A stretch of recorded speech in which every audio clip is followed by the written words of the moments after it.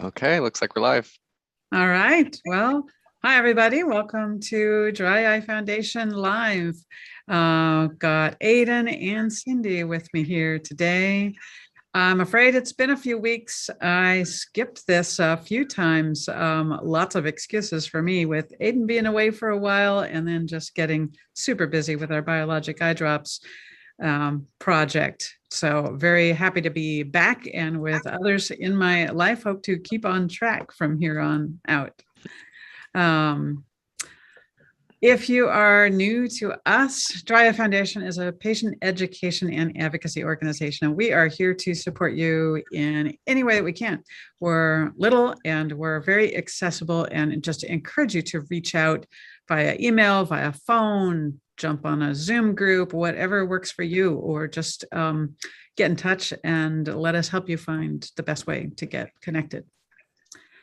So we usually got a number of topics we go over in these sessions, and I'm going to be a little bit slow to picking some of those back up now that I'm back. One of those is the Dry Eye Disease and Me survey, our big community survey. We've been starting to kind of work through those results.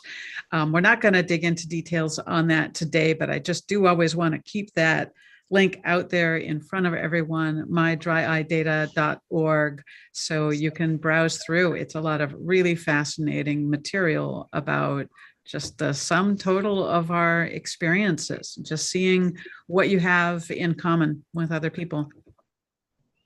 And while we're on the topic of surveys, another survey that we still have ongoing is for people who are using autologous serum tears. That's the eye drops made from your blood. Aiden, could You want me to share? Yeah. Share. Pull that up. Okay. So that's the survey, and here's the serum tears one. Great, thank you. Yeah, I think we've got about 35 people. I can't see it from here, but yeah. 35 people that have completed it. The results are fascinating. I'd really like to get some more people participating. Our big reason for running this survey is we want to get a sense of what serum tear users are being told, what they understand, what kind of training they're getting, and how many explanations, what sorts of explanations they're getting for how to handle serum, because it is temperature sensitive and requires very careful handling for it to be effective and also safe. So we're just kind of trying to take the measure of where we're at with that. So if you're a serum user and have not yet completed that survey, please do so. Now, I want to talk about our dry eye helpline. Some of you know about this, certainly not everyone. Our helpline is an informal kind of service where by appointment, we have a phone call to just help you through whatever you happen to need most at the time in your dry eye journey. Is it that you need somebody to kind of hear your story and give you some encouragement? Is it that you want ways to get connected with the community?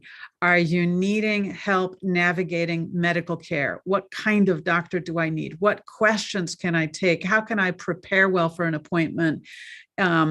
How do I figure out when I need to seek more expert advice, pull in other parts of my medical team, and so on?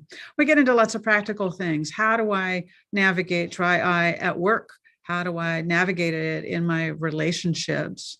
So this has been going on for a long time. Like I said, it's informal. We've recently been able to expand this in some exciting ways that I want to talk about a bit today. And the reason we've been able to expand it is we now have Cindy on the team, who is our new assistant at the foundation. Been here about 2 months now, Cindy? Is that right? She's on mute. Can you click the unmute button in the lower left hand? Oh, there you are. Yes, it's been about two months, a little over. Okay. So one of the new things we've got is a bunch of new software, and we've been moving all of our foundation records into this software, including our helpline records. And in the process of that, we're seeing, oh my gosh, there are so many people that we've spoken with at some point in the last couple of years. And we've just dropped out of touch. What would it be like if we reached back and started and just reaching out to people and finding out where they at? How are they doing? Things going better? Anything they're struggling with? Anything we can help with? So Cindy has been leading up that effort, and I invited her on today to just talk to us about what that's like. So Cindy, I mean, first of all, however you want to introduce yourself, and maybe talk about what it's like to be just working here and about this project. Anything you want to share? Certainly, it's been really, excuse the pun, eye-opening. I am a dry eye sufferer myself, so it's very relatable to me. Part of getting a hold of people to check in on them to see how they're doing, it's been wonderful. People like to be checked in on, and there are, some are totally stable, and they tell me all the reasons how they're stable and how Rebecca's helped them. And I ask them if they want to be contacted again 6 months, a year, unequivocally. They have all said yes. They do. They want to be checked on. They enjoy the newsletters. They appreciate our program and what we're trying to do. And it's really rewarding for me to connect. And then there's some people that do need Rebecca's help, and I facilitate those meetings for her with her schedule. Sometimes we have to change things around. And that's been also very rewarding too, because people need her, but are sometimes hesitant to call back. And so it's been very gratifying to connect.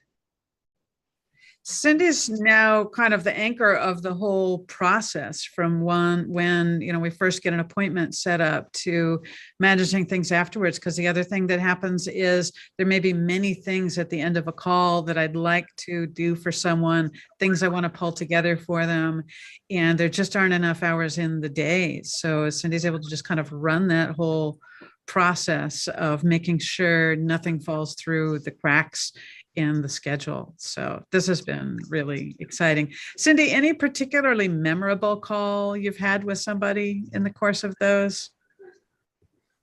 Not to put you on the spot. Yes. Actually, there is one. I had one lady that said, "I can't believe you called. I can't believe you called. I was just thinking about you." Not me personally, but our foundation. And she goes, I'm really in a bad place. Thank God you called. What a coincidence. And it was heartbreaking and yet gratifying at the same time, because I could talk to her. So she told me what was going on, and I was able, of course, to get an appointment with her for Rebecca, which she really needed.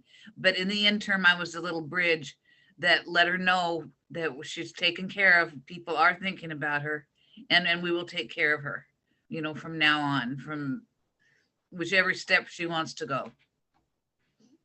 And that was one of many. There's so many. Sometimes you just have no words for how the timing of something works out. It's really something. Right. Oh, thanks so much. And then there were people, one woman was just so happy. She was stable. Of course, dry eye never goes away. You still struggle, but she had a good program going. And part of it was because of the help Rebecca, had given her. And so she had an excellent game plan. It was all working out for her. And she was thrilled to tell me about exactly what steps she was taking every day to give her the comfort she needed. And she was happy. But she still wanted me to call her next year, just to make sure. I love the idea of having more and more ways to just learn what is working for people, what helped them turn the corner, what lifted them out of that trough place and, up and on the way again. Right. And we may have a chronic condition going on, but that doesn't mean it needs to be affecting our lives as seriously at all times, for sure. It's reminding me of, our other Cindy who was sharing a little bit about somebody that they've reached out to. She reached out to that had been also going through quite a rough time at one point. But when she reached out, this person was in a much better place and shared a lot of fascinating things about why. So these are just exciting processes. All right. Thank you so much for sharing that. Aidan, would you please go over our events? We got a fair amount going on. Yeah, let me share my screen again here. If I can find it. Uh-oh. Oh, there it is. So I'm at dryfoundation.org/calendar. And today we actually have a support group at 3 o'clock Pacific time for just general dry eye support. And then next week is also looking pretty full. Mandy's mental health group is Monday at 10 a.m. Pacific. And these are all on Zoom. Rebecca's going to be filling in for the recurrent corneal erosion group Tuesday at 4 p.m. Pacific. And then we'll I'm so also, excited about yeah. that one. I've never been to that group before. And I know, yeah. Anyway. Yeah, I went to the first meeting there, and it's been a long time since they started. So I think there's a topic. I think it's medical management of RCE that they were saying. Okay. Yeah, and I am hoping they can publish that a little bit more, along with the news email that I'll send out next week. Remind me, Aidan, is that one Yeah. private or does that get live streamed? We've been doing it privately. Okay. Yeah. And then next week, same time, we'll be back on Zoom at 12:30 Pacific. Great, thank you. All right, couple other things to go over today. Wanted to just highlight the availability of clinical trials for people to participate in. Yeah, actually, could you, just for context, could you go first to the pipeline page? Sure. I think it's just above that one. Yeah, okay, yeah, scroll down past the approvals. So these are all, there's always lots of stuff in development. And when things are in like the a certain stage in clinical trials, we like to post them on here. And we usually have the links through to clinicaltrials.gov. Actually, can you flip to that next page then?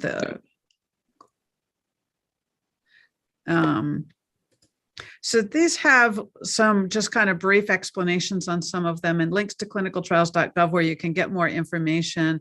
If you're wanting to be part of the progress of developing new therapeutics for dry eye and related conditions, finding out if there's a clinical trial near you can be a good way to participate. Not everybody's eligible for all of these. There's lots of sometimes complicated inclusion and exclusion criteria and things, but it's worth checking into.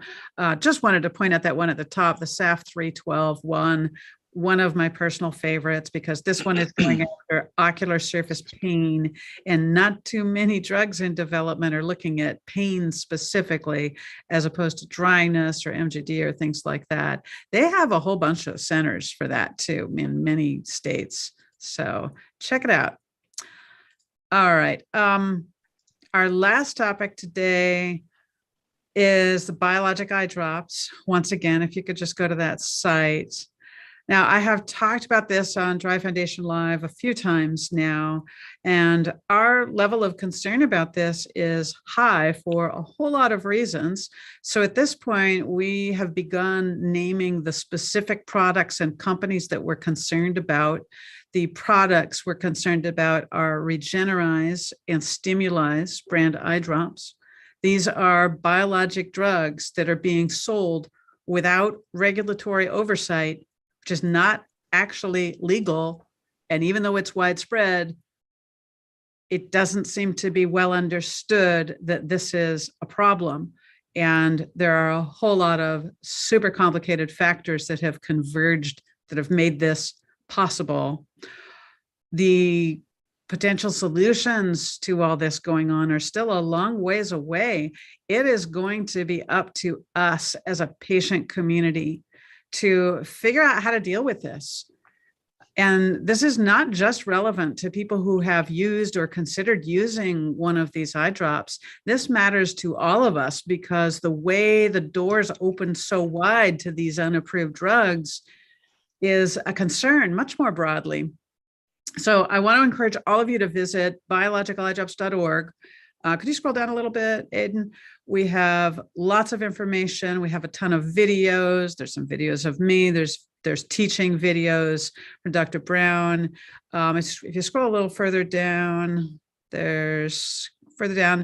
we have a detailed summary for eye care providers. We've got information for you to share with your doctors. So check it out. All right.